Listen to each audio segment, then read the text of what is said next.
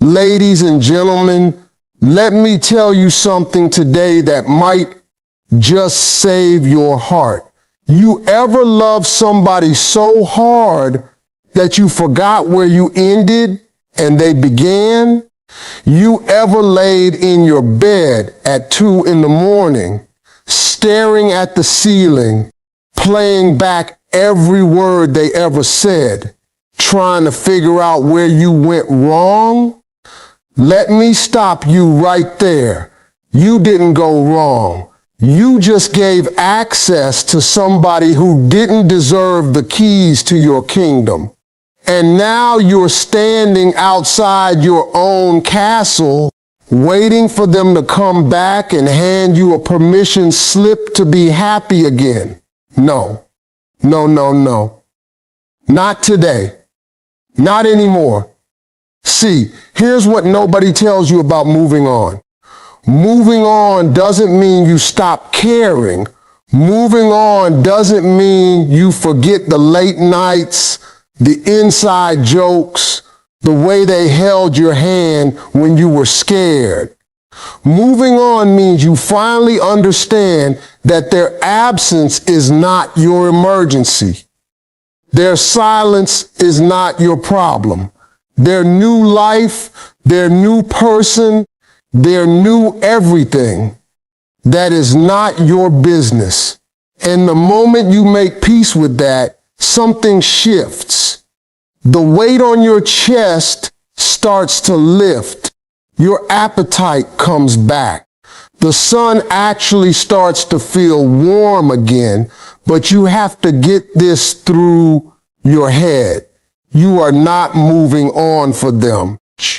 You are moving on because staying where you are is killing the person you were meant to become. Let me take you somewhere for a second. Imagine you built a house with your own 2 hands. Every brick, every nail, every window, you bled for that house.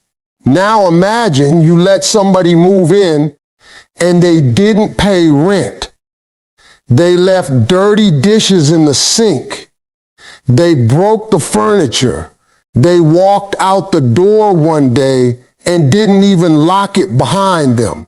Would you stand there with the door wide open, waiting for them to come back so you could hand them a new set of keys?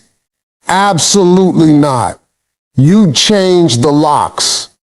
You'd repaint the walls. You'd sit in your living room and thank God that trash took itself out. That is what moving on like they never had access to you really means. You don't curse their name. You don't stalk their pages. You don't drive by their house at midnight hoping to see a light on. You simply close the door and you don't look back. But here's the hard truth. The reason you can't move on is not because they were so amazing. The reason you can't move on is because you made them your identity. You stopped being Sarah or Marcus or whoever you were before them. You became their partner. You started filtering your thoughts through what they would think. You started measuring your worth by how much they paid attention to you. And when they left, they didn't just take their stuff. They took your sense of self. And you've been walking around like a ghost ever since, trying to find someone to remind you that you exist. That is not love. That is addiction. And the first step to recovery is admitting that you don't miss them. You miss how you felt when they made you feel chosen. But listen to me closely. You don't need to be chosen by someone who left you confused. You need to choose yourself with the same desperation you used to choose them. Now let me get real with you for a minute. I know what some of you are thinking. You're thinking, but Steve, you don't understand. We had something special. We had a connection I've never felt with anyone else. And I hear you. I really do. But let me ask you something. How special can it be if you're the only one still holding on? How special can it be if they walked away and never looked back? While you're still sitting there analyzing every text message like it's the Da Vinci Code. Real love does not leave you confused. Real love does not leave you begging for basic respect.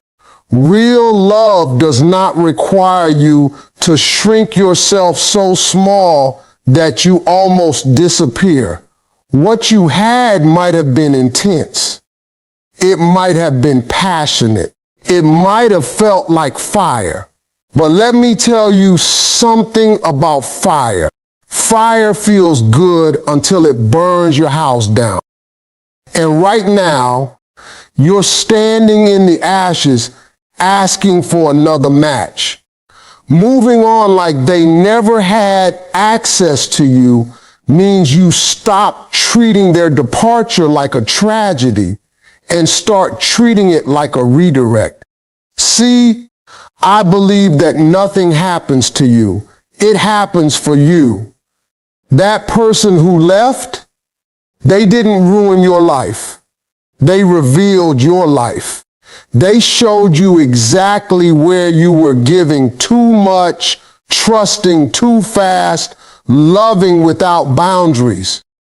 And instead of being grateful for the lesson, you've been cursing the pain. But pain is not your enemy. Pain is your teacher. Pain is what tells you to take your hand off the hot stove. And if you keep reaching back towards someone who already proved they can't handle your heart, that's not love. That's you refusing to learn the lesson. Here's what most people get wrong about moving on. They think moving on means finding someone new. They think moving on means posting pictures looking happy so the ex can see what they're missing. They think moving on is about revenge or proving a point. No. Moving on like they never had access to you means you become so complete, so whole, so deeply satisfied with your own life that their absence doesn't even register as a loss anymore. It means you wake up one day and realize you haven't thought about them in a week. And when you finally do think about them, you feel nothing. Not anger. Not sadness, not longing, just nothing. Like remembering a movie you watched a long time ago. That is freedom. And that freedom is available to you right now, but you have to stop picking at the wound. Let me tell you a story. I knew a woman once. Let's call her Lisa. Lisa had been with a man for 7 years. 7 years of her life. She helped him build his business. She helped raise his kids from a previous marriage. She forgave him for cheating not once, not twice, but 3 times. And every time he came back crying, she took him back because she thought that's what love was supposed to do. Forgive, endure, stay.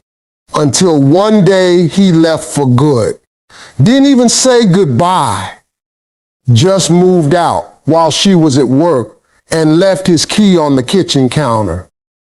Lisa called me crying so hard I could barely understand her. She said, "Steve, I have nothing left. He was my everything."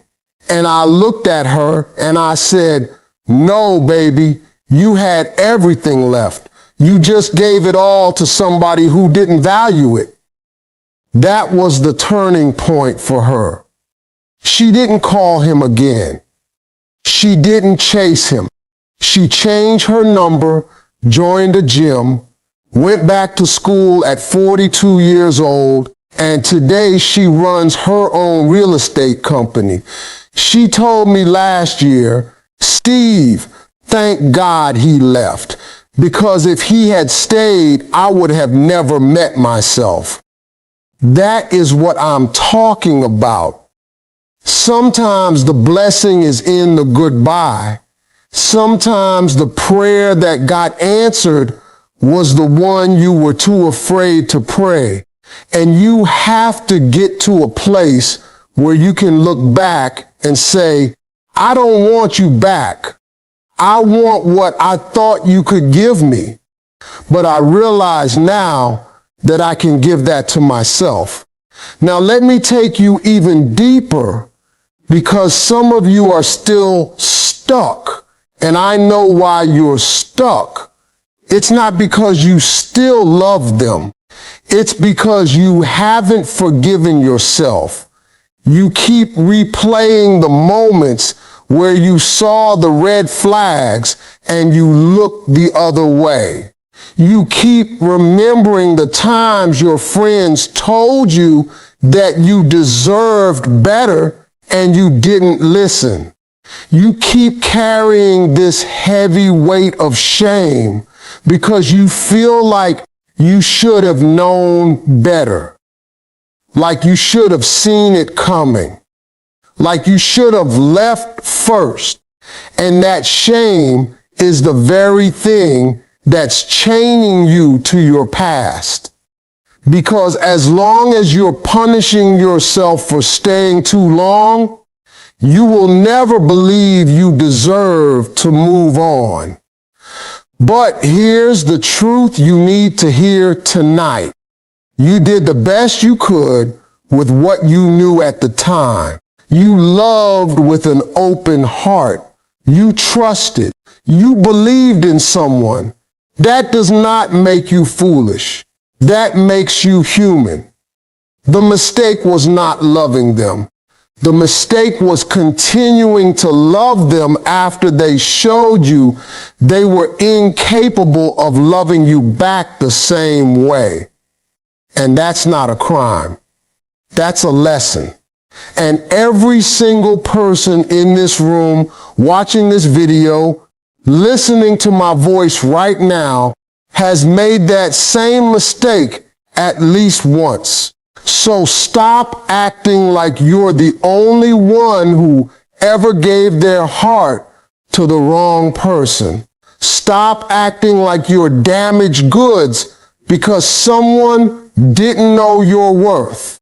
Their inability to value you is not a reflection of your value. It is a reflection of their vision. You wouldn't ask a blind man to describe a sunset. So why are you asking someone who couldn't see your worth to validate your existence?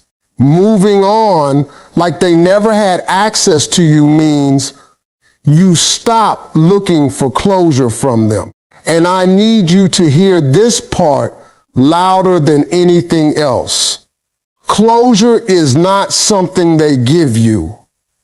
Closure is something you give yourself. You keep waiting for that